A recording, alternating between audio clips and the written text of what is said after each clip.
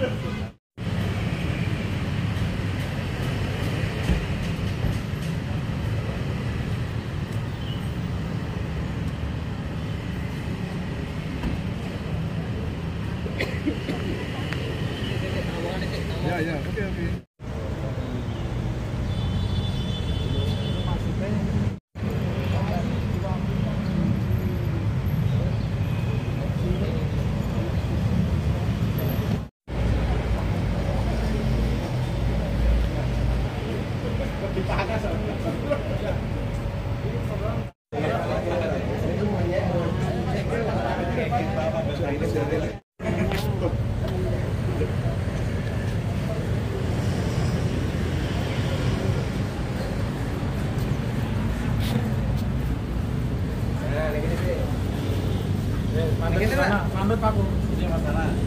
oke. Yang kita lakukan hari ini pertama menghormati jadwal acara persidangan dari hari ini seperti yang kita sepakati.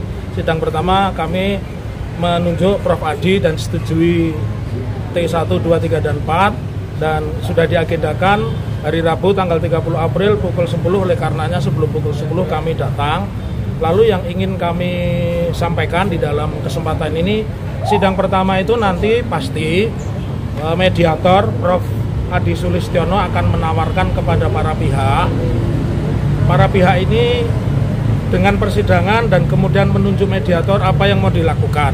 Biasanya yang sudah-sudah itu para pihak menyusun proposal, ya, proposal kaitannya dengan perkara ini. Oleh karenanya, kenapa? Oleh karena ini hari pertama tentu kita tidak menyiapkan proposal, ya. Tapi seperti yang rekan-rekan semua lihat bahwa Perma nomor 1 tahun 2016 pasal 17 maupun pasal 7 itu mengamanatkan bahwa yang namanya mediasi itu sifatnya mandatori, wajib. Nah, kalau ternyata pertemuan pertama dan kedua itu tidak datang, boleh dikatakan bahwa para tergugat atau para pihak itu tidak beritikat baik, ya.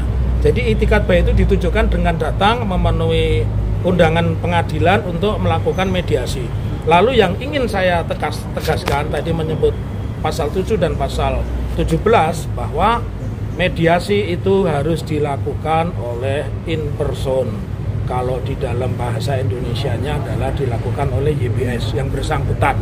Jadi artinya saya posisinya sebagai penggugat, tentu yang saya gugat adalah Pak Jokowi, tentu beliau harus hadir sendiri. Yang saya gugat adalah Komisi Pemilihan Umum Kota Surakarta, yang saya gugat adalah SMA 6 Surakarta dan Universitas Gadjah Mada. Tentu mereka para ketuanya, ketua KPU, kepala SMA dan rektor UGM harus hadir. Kenapa ini harus hadir? Disinilah sebenarnya arena yang paling terhormat, arena yang paling ilmiah, ya, karena di sini orang diuji dalam posisi yang sama sederajat para pihak untuk membuktikan bahwa kami mendalihkan bahwa ijazah yang beredar sampai hari ini, apakah yang dipasang pengurus PSI atau yang lain, bahkan yang dimiliki sekolah termasuk KPU pun, itu menurut saya belum bisa dikatakan sah. Nah, ya, dan baru pengakuan UGM, jangan lupa UGM tidak pernah mengatakan mengaku ijazah. Dalam press conference rektor UGM itu mengatakan meyakini. Nah, ini kan bukan agama itu. Kalau agama boleh meyakini, ya. Kalau bukti fisik itu harus mengakui. Nah, kalau Universitas Gadjah Mada saja masih mendeskripsi meyakini, berarti secara scientific justice crime, ya, pembuktian kejahatan berdasarkan fakta-fakta ilmiah belum bisa dinyatakan sah, dan itulah yang kami tuntut di dalam persidangan hari ini. Pak Taufik, ini kan ya, diketahui kemungkinan Pak Jokowi tidak hadir. Ya. Nah, nanti seperti apa? Kalau tidak hadir, apakah berhenti sampai hadir atau tetap dilanjut atau gitu? Nah, ini satu pertanyaan menarik, ya, mewakili semua media. Saya mengatakan persepsi utama tadi, saya mengatakan bahwa moral itu diuji dari kejujuran, ya. Kalau Universitas Gadjah Mada saja belum pernah menyatakan mengakui, baru meyakini, Anda bisa buka itu press conference-nya Rektor UGM ya, itu baru menyatakan meyakini. Nah, oleh karena itu, karena ini bukti fakta ilmiah dan tadi saya mengatakan kalau di dalam mediasi sekali dua kali tidak hadir berarti dia tidak punya itikat baik. Itu yang pertama. Yang kedua, berarti apa yang menjadi dahaga masyarakat, apa yang menjadi keinginan masyarakat, apa yang menjadi keheranan masyarakat belum terjawab, ya. Karena itu harus dibuktikan oleh yang bersangkutan. Kemudian yang ketiga ini yang paling simpel. Siapapun kalau dia pernah berkuliah di UGM, entah dia selesai atau tidak, apalagi kalau dia memiliki ijazah, saya mengatakan dia akan bangga. Bahkan saya yang pernah keterima di studi pembangunan, Fakultas Ekonomi Studi Pembangunan, saya pun bangga. Tapi passion saya Fakultas Hukum, saya akhirnya kuliahnya di Fakultas Hukum Universitas 11 Maret. Itu saya bangga, saya sangat bangga. Jadi aneh gitu loh. Makanya ini sekaligus juga menunjukkan kepada kita bahwa Pak Jokowi itu tidak serius, ya. Dan makin saya terima kasih. Ini sudah berubah yang sangat luar biasa.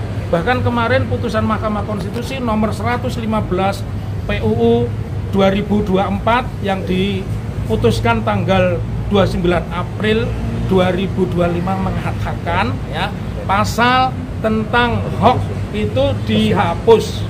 Nah, ini kan keren banget itu. Jadi silakan masyarakat sekarang mengkritisi lewat medsos dan tidak bisa dituntut. Yang bisa dituntut itu kalau saya face to face ya.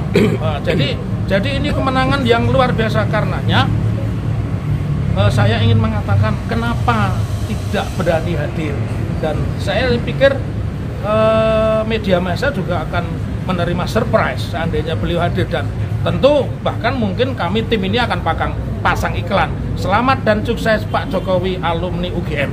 Itu kalau beliau datang dan menunjukkan. Kalau tidak ya saya akan sampaikan, mohon maaf, kita punya waktu sampai 30 hari, saya akan maksimalkan minimal sampai 3 kali persidangan apakah Pak Jokowi itu hadir.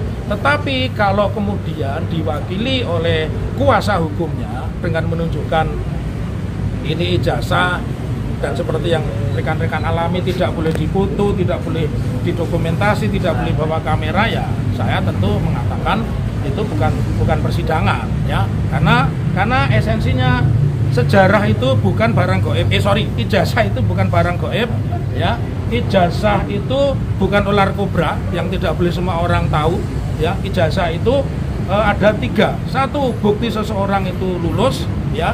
Yang kedua, bukti seseorang itu menyelesaikan sekolah, dan yang ketiga itu aturan negara bahwa orang yang sekolah harus diberi ijazah dan menandakan dia itu pernah sekolah. Ya, itu deskripsi Undang-Undang Sistem Pendidikan Nasional.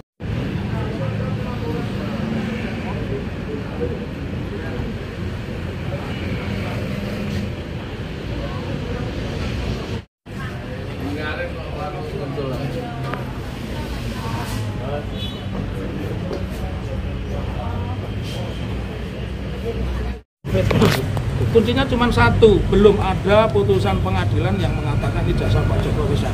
Bahkan Rektor UGM itu selalu berubah-ubah, selalu berulang-ulang mengatakan meyakini. Dan terakhir ketika teman-teman dari TPUA yang masuk 3 orang, Dr. Tifa, kemudian Dr. Ray Surya dan Dr. Resmond Sianipar, itu tidak pernah ditunjukkan ijazah. Yang ditunjukkan adalah skripsi. Dan skripsinya hanya ada tanda tangan depan ya, tidak ada tanda tangan dosen pembimbing apalagi dosen penguji.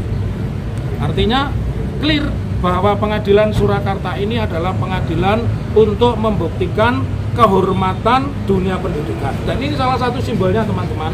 Kenapa saya akan pakai ini sampai Pak Jokowi datang.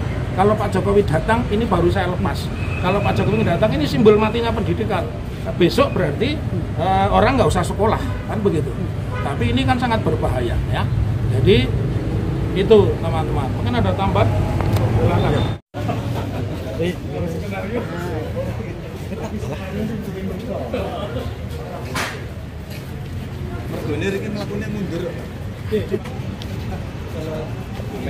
Ini berarti orang yang kalian tinggi suka olahraga. Jadi jalannya tetap. Waduh.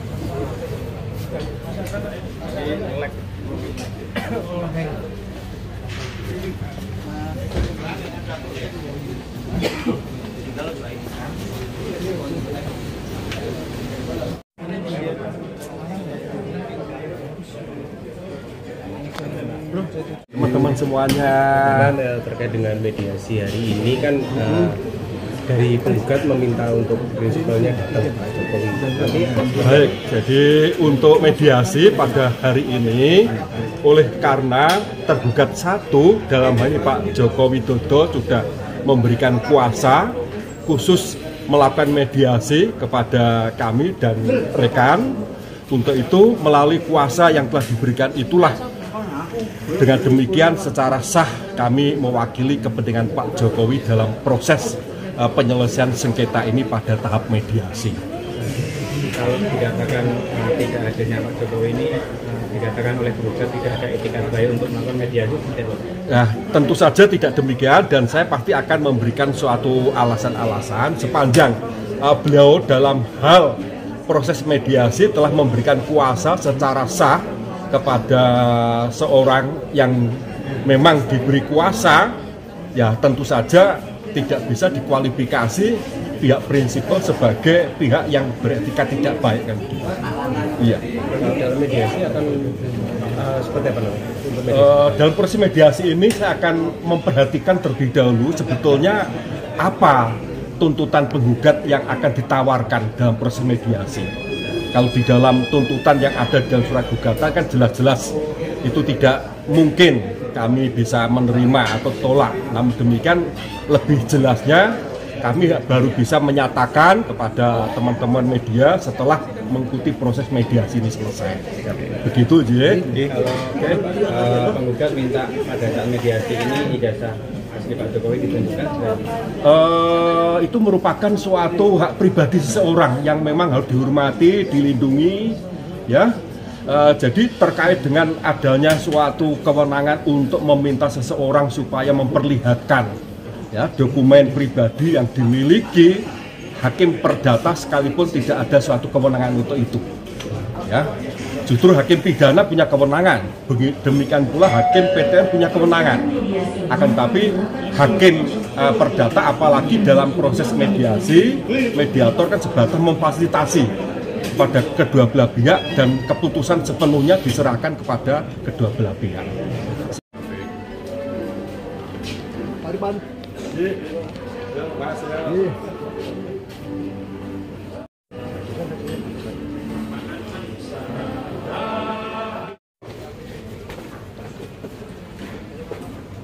Moga-moga Pak. Iya Pak. Iya Pak. Amin amin. Moga